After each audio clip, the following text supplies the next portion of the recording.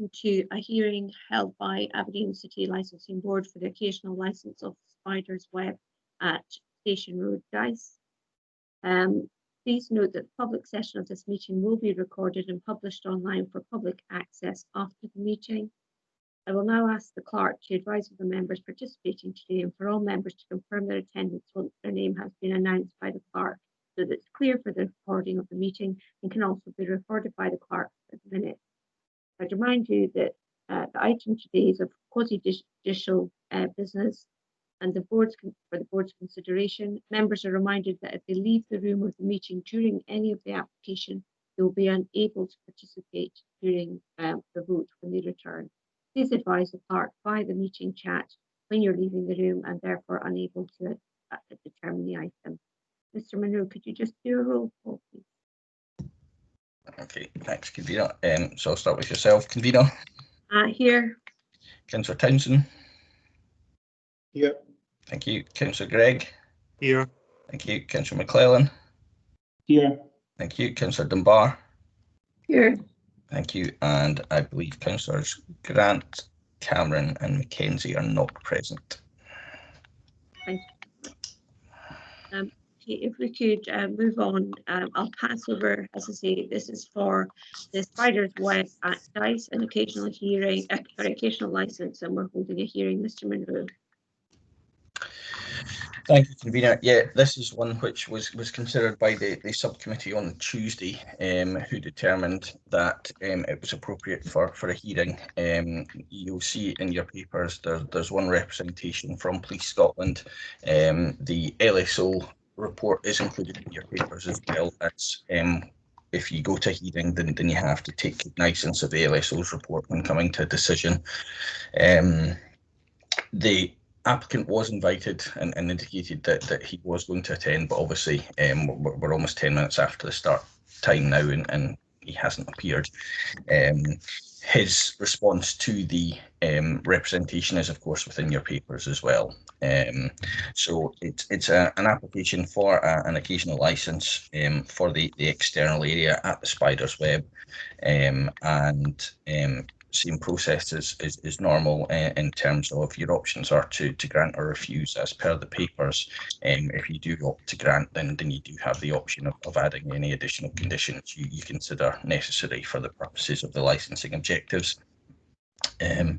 Normally we'd go applicant, objector, applicant again, and then questions. But obviously with the applicant not here, that's restricted a little bit. So I guess you may want to ask the police and LSO if they want to make any comment on their representations, and obviously members can ask them any questions they wish before coming to the decision.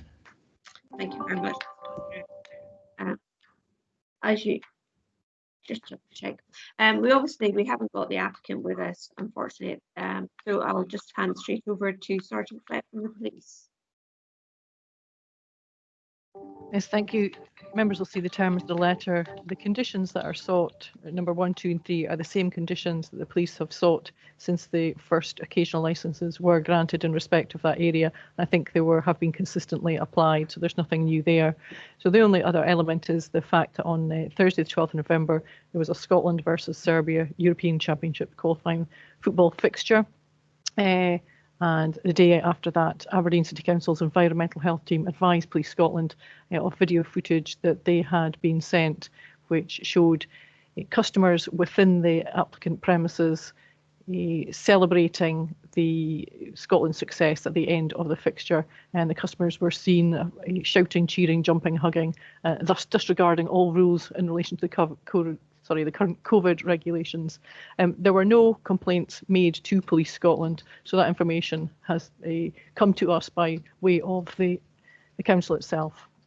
In light of that, the police suggest that the board may want to consider imposing an additional condition to the effect that no high-profile televised football fixtures will be shown. Thank you. Thank you very much. Mrs. Sandy? Yes, the conditions were accepted. They were sent in by Tara, my colleague. Obviously, as per yesterday, the LSOs were aware about the direction being served as well. So I've got nothing to add to my LSO report. Mr. Gilchrist, I believe you've already served the direction. Would you like to say anything? Yes, thank you, convener. Just to give you a bit of background, of course, we had the march on the 12th of November. Subsequent to that, we received that video clip in the following week and served a direction shortly thereafter to prevent the use of the TV screens until the 9th of December. We've had no real significant concerns in the operation of Spider's Web leading up to this incident. We've provided advice and support, and there's been no enforcement activity. Having regard to what we discussed yesterday, you might want to think about enhancing the suggested condition from Police Scotland. Thank you. Thank you very much, Mr. Gilchrist. Normally we would give the applicant an opportunity, but can I ask, is there questions for any of the representations? Councillor Gregg. Yes, yeah, thanks, convener.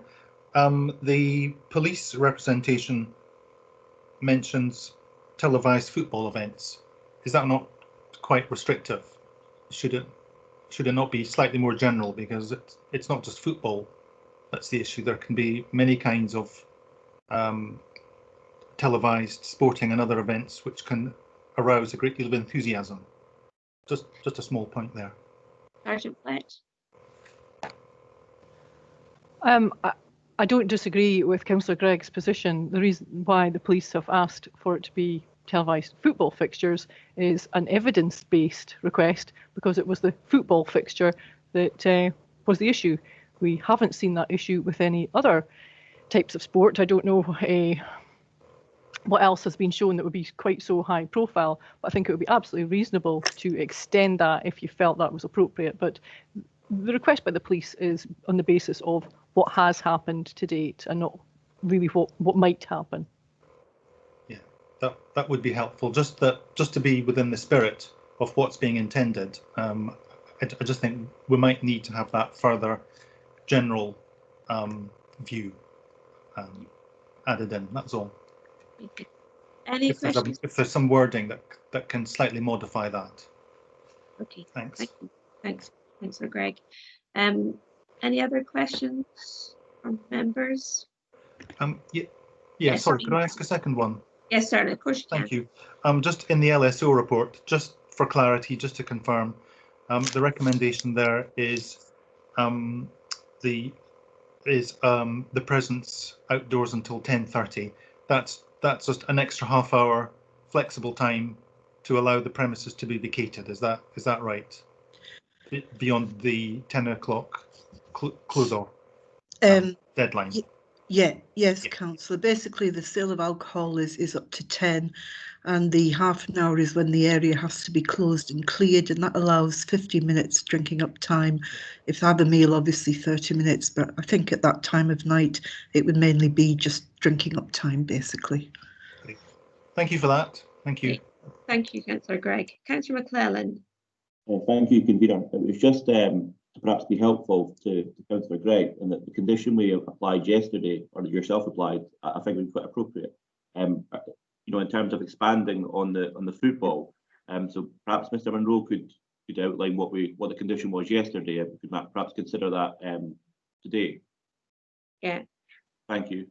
Okay, thank you, Councillor McClellan. I would agree, and I think we will get that details from Mr. Munro. I'll just finish the question. Councillor Dunbar. It's more probably a comment actually rather than a question. It seems to me that there's been a reasonable account provided by the applicant in terms of the situation that arose out of the football game. It's very clear from the narrative about this being exceptional circumstances. I think the wording that he uses is it's a family run business, and it's only the once he's been aware of any situation like that in the last 30 years. So I think it's important to kind of contextualise, although we have seen obviously, you know, footage on Facebook. So it was just to really kind of say that I appreciated that level of detail being provided by the applicant. Yeah, I would agree, Councillor Dunbar. Councillor Townsend. Thank you, Convener. Just a quick question to environmental. Mentioned giving the applicant advice and support. Could you comment on how that advice and support was received? Was it well received, and was the applicant active with the advice? Yes, we were quite happy with the level of cooperation from the applicant, and as I said, we've got no lingering issues about how they operate their business. Thank you for that. That may well tie in with what was just said by Councillor Dunbar about the applicant's attitude and presentation. Thank you. Councillor McClellan, is your hand an old hand, or is that another question? Sorry, it was a historic hand. That's okay. I would like to have missed anything. Councillor Dunbar, is that an old hand or another question?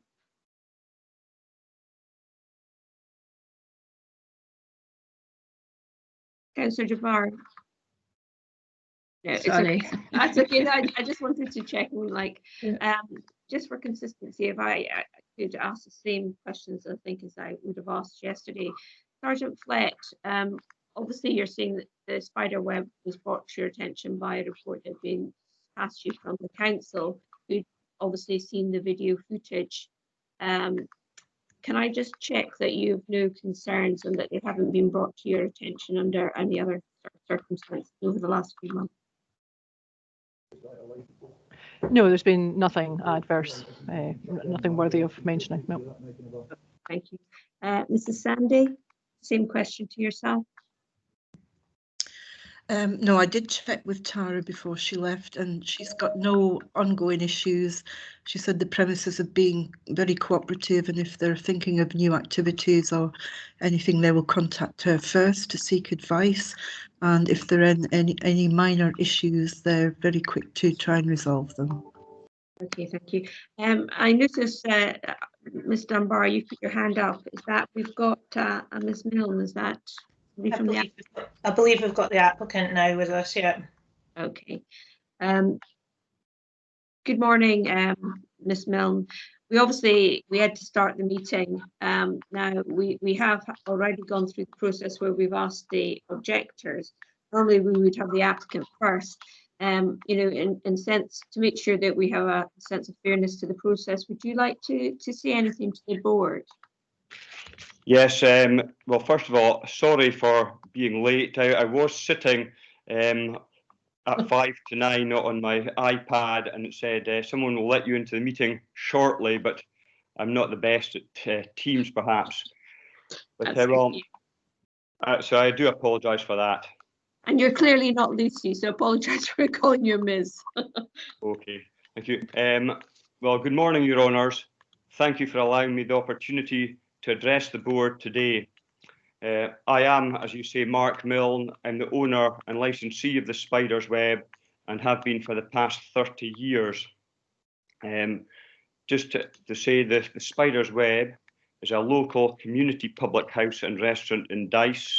It's popular with locals and commuters and has operated safely during the time I've been in charge. So I would like to apologise for the behaviour that was witnessed at the conclusion of the Scotland-Serbia football match on Thursday the 12th of November. And just a bit of history to that. The night was fairly uneventful. We had about 40 patrons in, pretty well behaved, seated, tracked and traced, all the usual. And just at the final penalty, fans rose to their feet in passionate celebration, as I'm sure is the case in other pubs and households throughout Scotland. The incident was brief and the television was switched off immediately after that. And then we cleared the premises quickly before the terminal hour of 10:30. Now, we, like the licensing board, the licensing department, LSOs and environmental health, we have adapted continuously throughout the COVID-19 pandemic to try and offer a safe environment for our customers and staff. And I think we've been reasonably successful in that. Certainly my staff and I were proud that we'd achieved this since reopening in July, and we are extremely disappointed that the short, isolated incident has spoiled our reputation and efforts. We have followed best practice and advice, including Police Scotland's advice to educate and encourage customers' compliance with rules. And this strategy has been successful, except for this particular incident. We've not advertised, nor intend to do so at any live sports screenings since we've opened. And we've already complied with the direction by Environmental Health to cease using our televisions for the 21 days. That started last Wednesday. And just quickly in summary, I would just like to say that we do provide a safe and welcoming environment for our customers, and it has been very much welcomed by the community. And I understand the representation before the board is serious, but it does pertain to a short and brief moment where passionate individuals celebrated what they consider to be the most important moment in Scotland's football history in 23 years. And I would like to assure the board that myself and staff take our responsibilities extremely seriously. It is our living, and we will continue to do so. And I just respectfully ask the board to consider the approval of our occasional licence, and I'll happily answer any questions they may have. Thank you very much, Mr. Milne. I appreciate your attendance today and that very full offering there.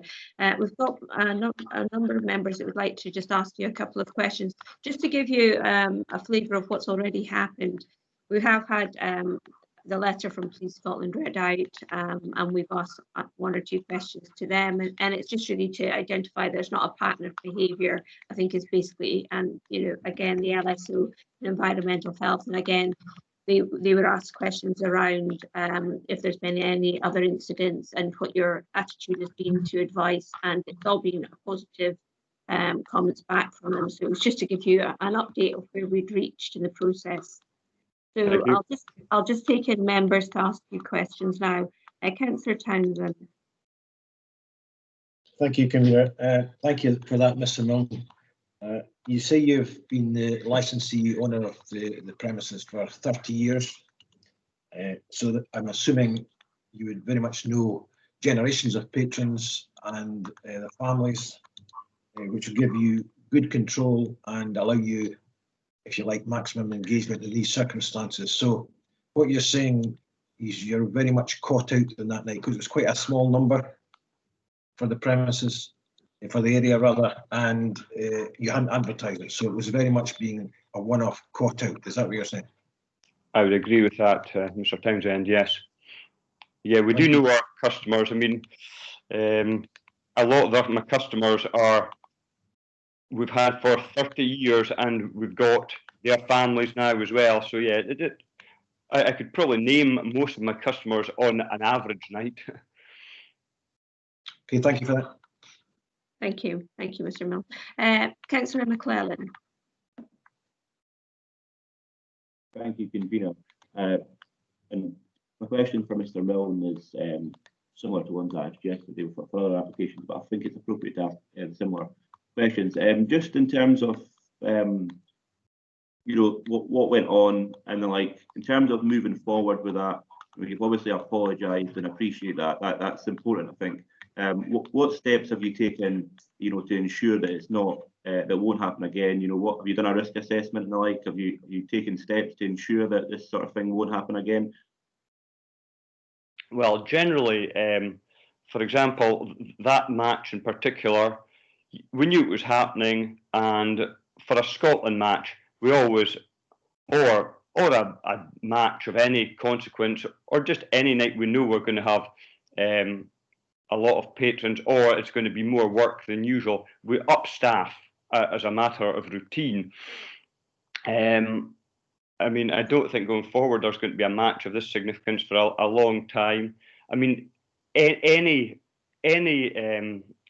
event or big game, we will be organised, we will upstaff, and I mean, at the moment, it's only table bookings, etc. We're probably more rigid and more organised now than we've ever been, to be fair. We'd obviously take it on a case-by-case basis. I mean, if we are learning all the time throughout this. Generally, that behaviour pre-COVID would have been acceptable. It's not acceptable in COVID. I mean, social distancing's the key, and all that, and really operating a hospitality business has been difficult. Normally, we're trying to encourage people to enjoy themselves. At the moment, we are going down tables. Remember, guys, please keep the noise down, respect COVID rules. You can see the signage, no loud voices, no singing, no chanting, etc. And people have accepted that because the public are aware of all these regulations. And even throughout that night, Councillor McClellan, it was pretty organised. I mean, I was serving tables myself, and I was going down to it. Guys, remember, the signs are there, COVID regulations, no shouting, no, and that met with general agreement. You know, at the very end, it didn't work. Yeah, thanks a lot for that, Mr. Milne. It is appropriate, I think, for what you're saying. You know, for the owner to take ownership of the rules. It's important that you enforce them as best you can.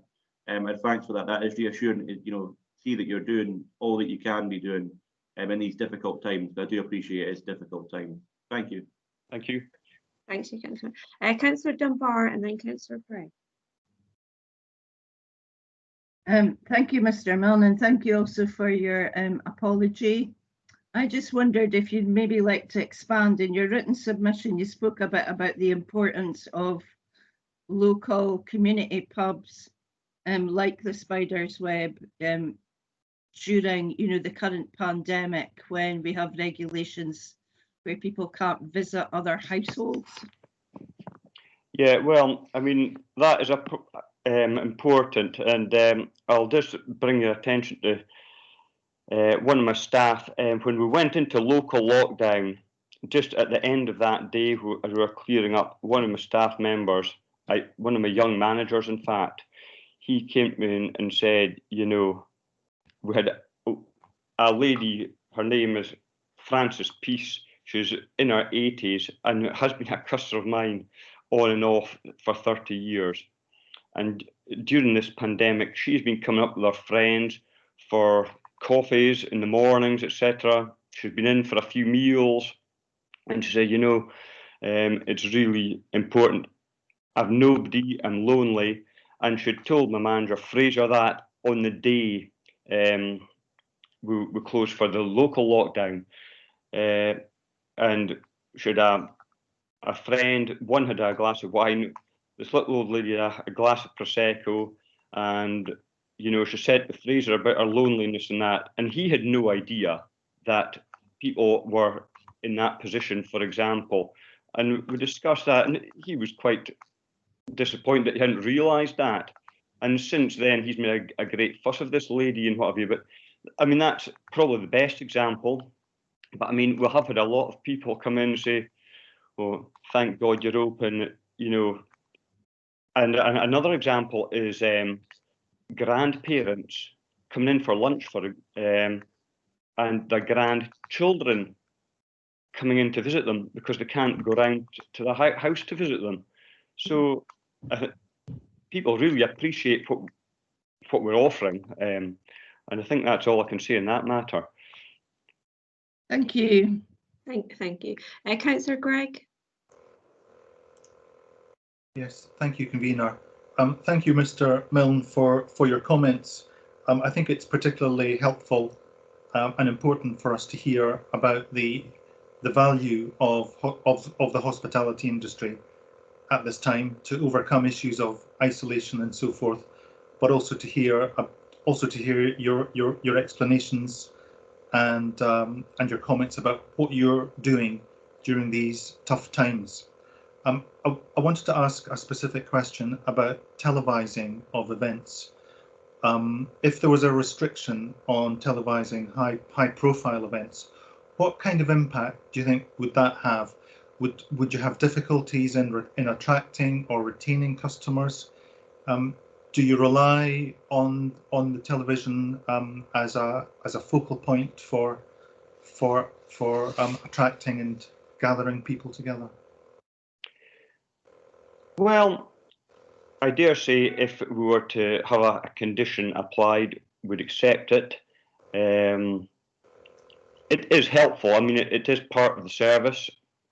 I mean, we operate from 10 in the morning, and we're not, certainly in current times, we're not opening late at night. The only nights we're busy up till 10 are Friday and Saturday, midweek, because obviously the marquee becomes an outdoor area at 8 and it's cold.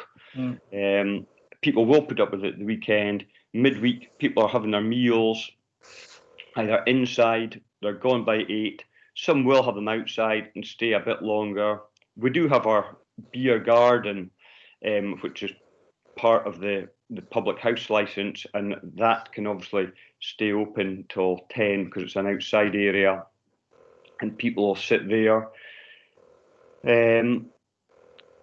Obviously, sport, it is a help, it is a focal point.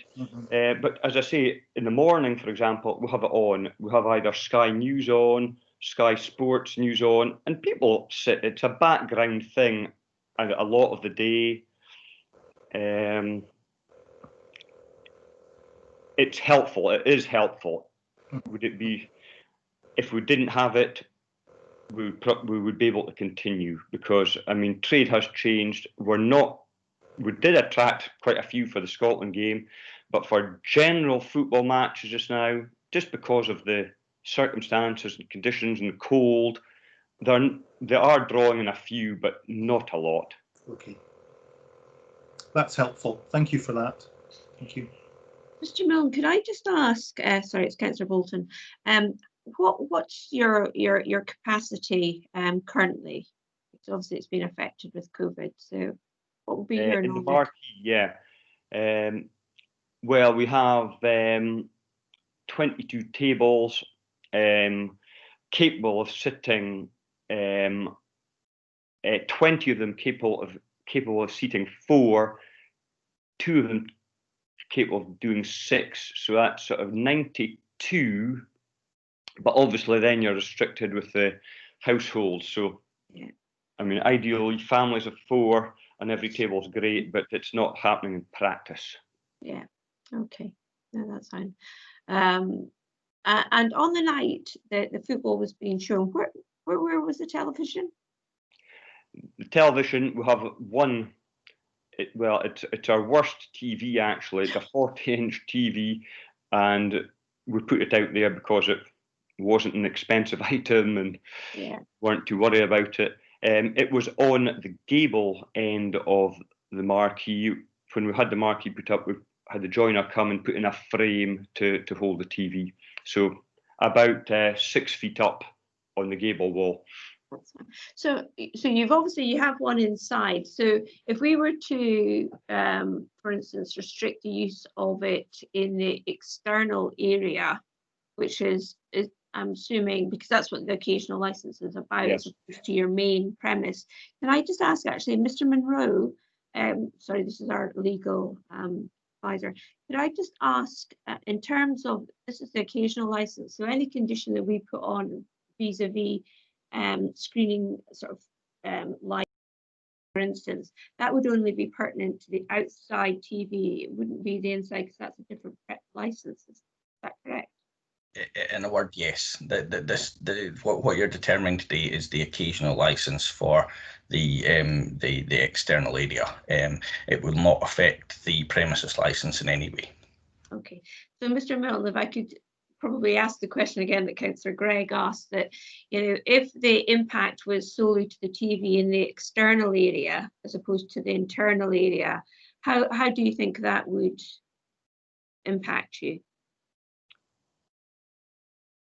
It would be inconvenient, but not a huge issue. I mean, I would accept those terms.